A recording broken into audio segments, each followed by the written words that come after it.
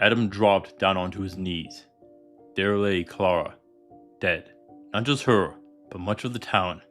He could barely think. His mind was left to fumble for answers. He called out her name, but she couldn't hear. Finally, his mind made a connection. Magic and her. He didn't care what it meant right then. All that it mattered is that there was something he could do. Alone, he invoked the art of necromancy. Welcome to Mythical Phylogeny Adventures. I'm your guide, Jason. Today, I want to answer a question. What is the nature of necromancy?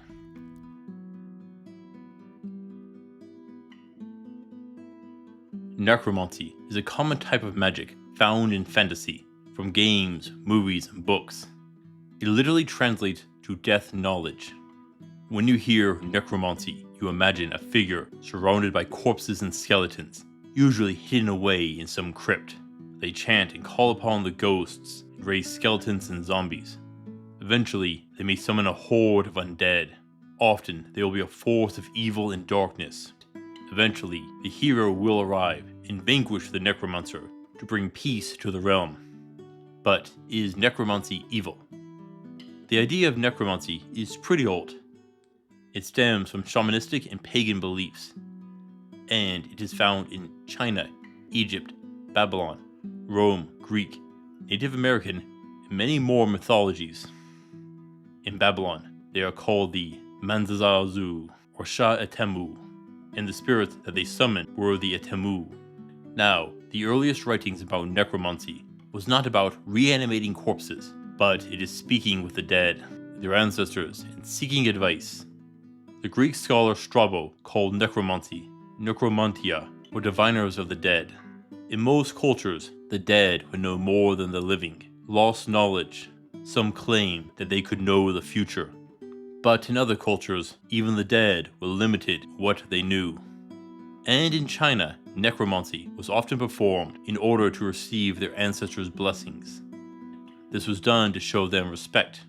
Even as far back as Odysseus in the Odyssey, he does this seeking a way to return home. This was usually done in places of reverence, like graveyards and tombs, in places where spirits could easily cross over, such as crossroads and battlefields.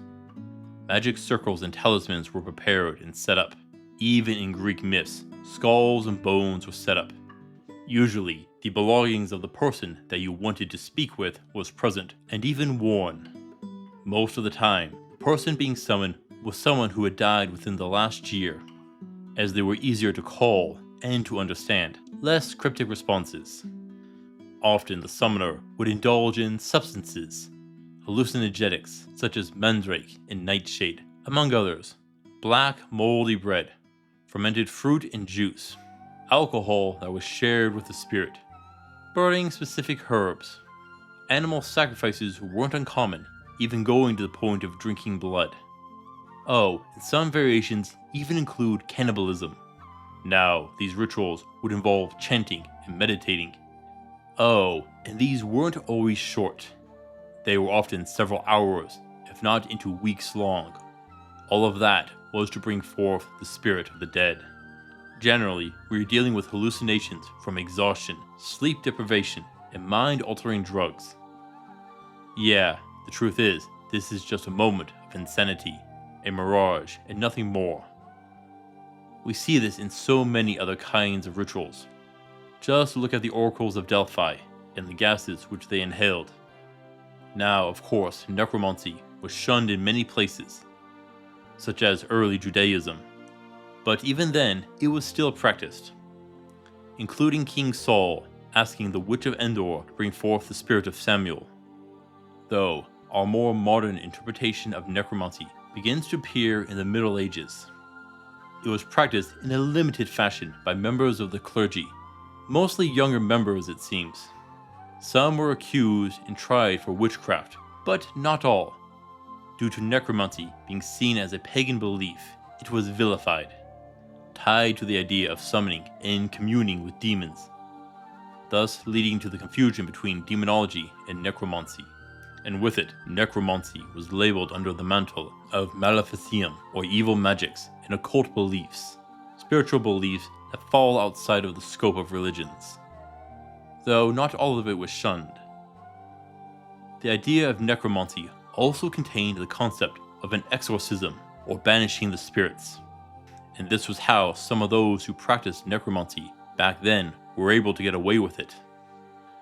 They would have access to collections of grimoires, tomes, and scrolls dating back centuries, and most were written in Latin. This also included texts on astrology and demonology.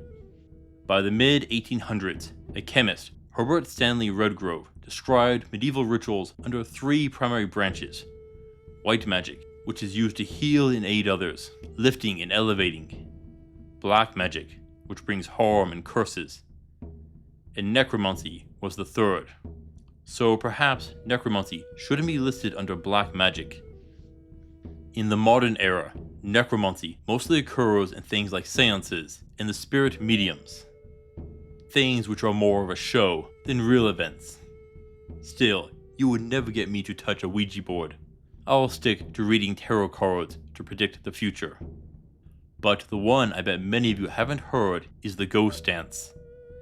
It is a ritualistic circular dance amongst the Native American tribes, with each having their own take on it. This dance involves spending time in sweat lodges, use of certain herbs, and days of endless dancing to the point of people passing out. Yeah, it does share some similarities to how other necromantic rituals play out. This was done to ask for the guidance of the ancestors. Yeah, it is exactly like ancient Greek necromancy, isn't it? There is a lot more to the ghost dance though, and that will be its own video. Now, all of this only touched on the summoning of spirits. Yet, most modern necromancy is done to summon the undead, zombies and skeletons. While those get a bit more complicated. From Norse mythology, we have the Draugr, which is a sort of corporeal undead, which guards tombs and could arise from those who were greedy and cruel in life. We also have the zombie, which comes from Haitian mythology. Here the Bokor, or Kapalata sorcerer, is able to bring a dead person back to life, but that person then exists as a slave with no free will. But some say they could be freed if fed sufficient salt. Within Haitian mythology, there was also an astral zombie, or soul, which could be bound to increase the sorcerer's power. You have probably heard the term ghoul before, yet this is actually a demon with influences from Arabic legends, which was prone to devouring corpses, though it has changed a bit in the modern era.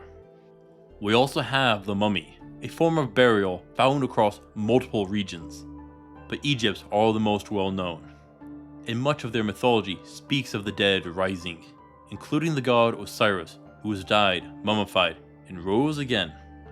So plenty of material to work with on raising the dead there.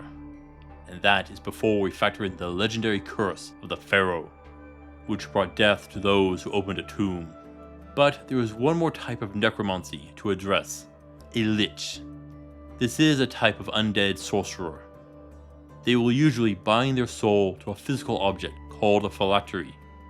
The term lich comes from the German word leech and an Old English word for corpse.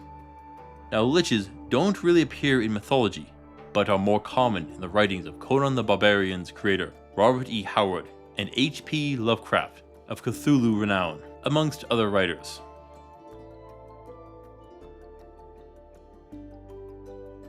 So, is necromancy evil? Tell me, is summoning the ghost of your grandfather evil to ask for advice? Well, no. And the thing about summoning a spirit is the spirit can always choose not to come. On that front, it isn't wrong, morally at least. But what about zombies, such as in Haitian lore, bringing someone back from the dead and making them your slave, trapping souls to empower yourself? On that front, yes, definitely evil. But what about trapping the soul of an evil spirit, a lich perhaps? That could put an end to their wicked schemes and save the kingdom, could it not? Yes, it could. This is in fact what exorcism is. But that is an extreme case, isn't it? What about the classic undead horde at the beck and call of a necromancer, swarms of them coming down upon a poor village? But what if the village did the same? Think about the Draugr guarding its tomb and treasure. What if a village could bring forth its own army of the dead to to meet that which they face. This could lead to a massive revolution in war. Yeah, on this front, a necromancer could be a village protector. Raise the village dead and have them fight to protect their descendants. How many parents would gladly give their life to save their children? And what if they could give a second death to save them again? Again, we see necromancy being used for the forces of good. Lastly, it is slave labor. Could a nation use a horde of undead as a crude workforce? Sure, I doubt they could be artisans and do complex tasks. But hauling lumber and stone, pulling dirt and gems from a mine, so that it could be sorted out on the surface, have them do the dangerous work. Use more expendable undead to preserve the lives of your people. Yeah, there are a lot of ways which the undead could be used to protect the innocent. Overall, I would have to say that necromancy is in and of itself not evil. It just depends on how you use it, just like a sword. It could be used to spare or slay the innocent. The issue comes down to how you view the use of the dead. But how is that different than an organ transplant? Take a dead man's heart to save another.